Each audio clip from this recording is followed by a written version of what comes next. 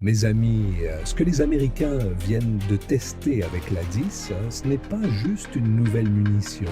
C'est le genre de chose qui fait transpirer n'importe quel blindé avant même le premier impact.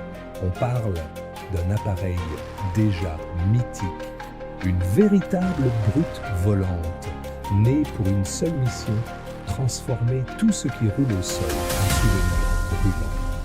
Et pourtant, Washington a décidé que le vieux Warthog pouvait devenir encore plus terrifiant. Oui, encore. À ce stade, ce n'est plus un avion, c'est un message diplomatique avec un canon.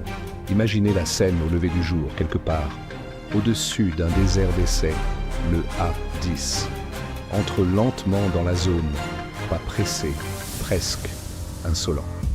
Et c'est ça qui est fascinant avec cette machine. Elle ne donne jamais l'impression de se dépêcher.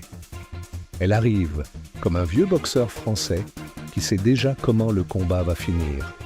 Puis vient cette nouvelle munition spéciale, plus précise, plus pénétrante, potentiellement pensée, pour détruire des positions enterrées des blindés, renforcer des centres de commandement semi-durcis.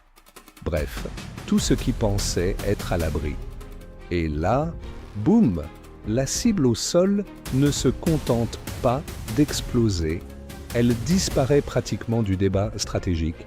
Ce qui rend l'histoire presque drôle, c'est que beaucoup considéraient déjà le GAU-8 de la 10 comme une monstruosité mécanique.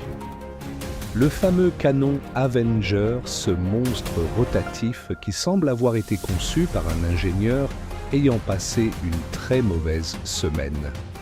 Mais avec une munition nouvelle génération, on ne parle plus seulement de volume de feu, on parle d'effet terminal optimisé, meilleure perforation, fragmentation contrôlée, peut-être même adaptation multi-cible selon la nature du terrain. Clair, les Américains ne veulent plus seulement toucher, ils veulent que la cible comprenne immédiatement qu'elle a fait le mauvais choix de carrière. Et soyons honnêtes, c'est là que le A-10 reste fascinant, même vu depuis la France. Nous, on adore la finesse du Dassault Rafale, la polyvalence, la précision chirurgicale, le balai tactique. Les Américains, eux, regardent parfois un problème au sol et se disent « et si on lui envoyait une baignoire volante blindée avec un canon de navire, deux philosophies, deux styles ?» Et franchement, c'est ce contraste qui rend le sujet passionnant. Le plus intéressant stratégiquement, c'est le signal envoyé aux adversaires potentiels. Une munition spéciale testée sur A-10 signifie que l'US Air Force continue de croire à la destruction rapprochée de cibles terrestres fortement protégées malgré l'ère des drones des missiles, longue portée et des guerres en réseau. En gros, au moment où tout le monde parle d'IA, de furtivité et de combat spatial, l'Amérique rappelle qu'un avion rustique avec un énorme canon peut encore ruiner la journée d'une brigade entière. C'est presque poétique, dans une sorte de poésie très bruyante. Dites-moi en commentaire, vous qui regardez depuis Paris-Marseille, Lyon-Bruxelles-Montréal, ou même depuis l'Afrique francophone, est-ce que vous pensez que ce type de plateforme d'attaque au sol a encore un vrai avenir face aux défenses antiaériennes modernes? Ou est-ce que le A-10 survit surtout parce qu'il reste irremplaçable quand il faut frapper vite, bas et fort? Je suis curieux de savoir de quel pays vous regardez cette vidéo et surtout, quelle école vous préférez, la brutalité assumée du A-10 américain ou l'approche plus polyvalente et élégante du Rafale français? Parce qu'au fond, c'est ça la vraie leçon du jour. Les États-Unis ne testent pas seulement une nouvelle munition, ils rappellent au monde qu'ils perfectionnent encore l'art très ancien de faire disparaître une cible terrestre avec une efficacité presque insultante. Et avec le A-10, chaque innovation donne la même impression, le dinosaure refuse de mourir et pire encore, il devient plus dangereux avec l'âge. Et c'est précisément là que Monsieur Pipe va vous dire quelque chose de très français. Méfiez-vous toujours des vieilles machines que tout le monde annonce mortes depuis 10 ans. Parce que pendant que les analystes de plateau télé enterrent l'A10 avec des mots comme obsolète, vulnérable ou héritage de la guerre froide, les ingénieurs américains, eux, sont tranquillement en train de lui greffer des dents encore plus longues. Cette nouvelle munition change potentiellement la logique du close air support au lieu d'arroser une zone. On parle d'un effet beaucoup plus intelligent capable de neutraliser un char retranché, un convoi blindé, dispersé ou une batterie d'artillerie avant même qu'elle n'ait le temps de se repositionner. Imaginez un instant le cauchemar pour une force terrestre adverse. Vous avez dispersé vos véhicules, creusé des positions renforcées des bunkers, déplacé vos radars mobiles et vous pensez avoir réduit le risque. Puis arrive ce grondement très particulier, ce bruit presque animal des turbines du Warthog. Quelques secondes plus tard, la nouvelle munition entre en scène. Pas juste une explosion spectaculaire pour les caméras, non. Une destruction méthodique pensée pour casser la chaîne logistique, ouvrir des brèches, immobiliser les unités mécanisées et surtout briser le moral. Parce qu'en guerre moderne, la psychologie compte autant que l'acier. Ce qui me fait sourire, c'est que cette évolution montre une chose très simple. L'Amérique prépare encore des scénarios de guerre terrestre de haute intensité. On n'investit pas dans ce genre de capacité juste pour faire joli dans un salon aéronautique. Cela veut dire que des théâtres avec blindés lourds, colonnes mécanisées, zones désertiques ou plaines ouvertes restent au cœur des hypothèses stratégiques. Et là, l'A10 retrouve toute sa logique voler bas, survivre aux dégâts, identifier rapidement une menace au sol et la traiter avec une violence presque industrielle. Vu depuis la doctrine française, c'est facile.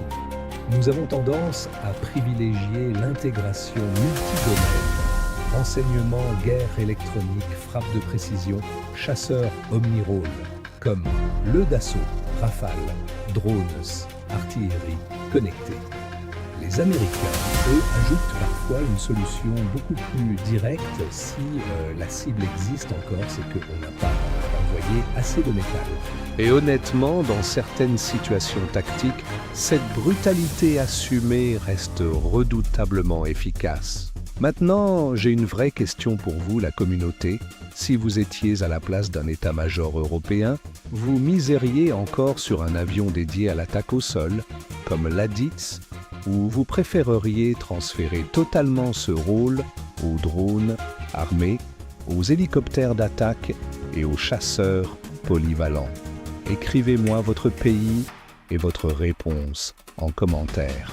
Parce que le débat entre spécialisation extrême et polyvalence totale est l'un des plus passionnants dans l'aviation militaire actuelle. Et le détail le plus ironique dans toute cette histoire, c'est peut-être celui-ci, plus les systèmes anti-aériens deviennent sophistiqués, plus les Américains semblent vouloir rendre chaque passe de tir de l'A10 décisive. En d'autres termes, moins l'avion doit rester longtemps dans la zone, plus chaque salve doit être catastrophique pour la cible. C'est une évolution logique presque élégante dans sa brutalité. Un seul passage, un seul tir et au sol, il ne reste qu'un cratère fumant, quelques débris tordus et une question très simple chez l'adversaire. Comment diable un avion conçu il y a des décennies peut-il encore faire ça? Et c'est peut-être ça la vraie légende du Warthog. Pas seulement sa résistance, pas seulement son canon, mais sa capacité à absorber les innovations technologiques sans perdre son identité. Une machine née pour le chaos du champ de bataille qui continue année après année à rappeler que parfois la meilleure réponse à une menace moderne reste une très vieille méthode perfectionnée jusqu'à devenir terrifiante. Et au fond, c'est peut-être ça qui rend cette histoire si fascinante. l'A-10 n'est pas seulement un avion, c'est une philosophie de guerre.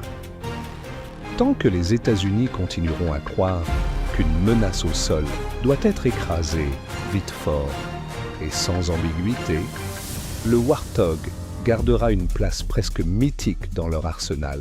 Cette nouvelle munition n'est donc pas juste une amélioration technique, c'est la preuve qu'une vieille bête peut encore évoluer, s'adapter et rester terriblement pertinente sur le champ de bataille moderne. Comme un vieux général français un peu grincheux, il parle moins, mais quand il s'exprime, tout le monde écoute. Alors, dites-moi franchement en commentaire, mes amis, si vous étiez pilote, vous monteriez plus volontiers dans un Dassault Rafale élégant et ultra polyvalent ou dans cette bête blindée américaine qu'est l'A-10, capable de transformer une colonne blindée en musée de ferraille fumante. Je veux savoir d'où vous regardez cette vidéo. Paris, Toulouse, Marseille, Bruxelles, Montréal, Dakar, Alger, Genève ou ailleurs. Et surtout, quel appareil, selon vous, représente le mieux l'avenir de la guerre aérienne? Et j'ai une autre question pour les vrais passionnés qui regardent jusqu'à la fin, ceux qui aiment autant la stratégie que le bruit des turbines. Pensez-vous que ce type de munition spéciale pourrait encore changer l'équilibre face aux défenses solaires modernes? Ou est-ce la dernière grande évolution d'une légende avant son retrait définitif? Balancez vos théories en commentaire. J'adore lire vos analyses, surtout quand ça débat sérieusement entre école américaine de la puissance brute et école européenne de la précision. Si cette plongée dans les coulisses de l'aviation de combat vous a plu, laissez un like, abonnez-vous et surtout revenez pour le prochain décryptage de Monsieur Pipe, parce qu'entre les tests américains, les réponses russes, les innovations françaises autour du Rafale et les surprises qui arrivent sur les futurs drones de combat européens, croyez-moi, le ciel n'a pas fini de nous raconter des histoires explosives.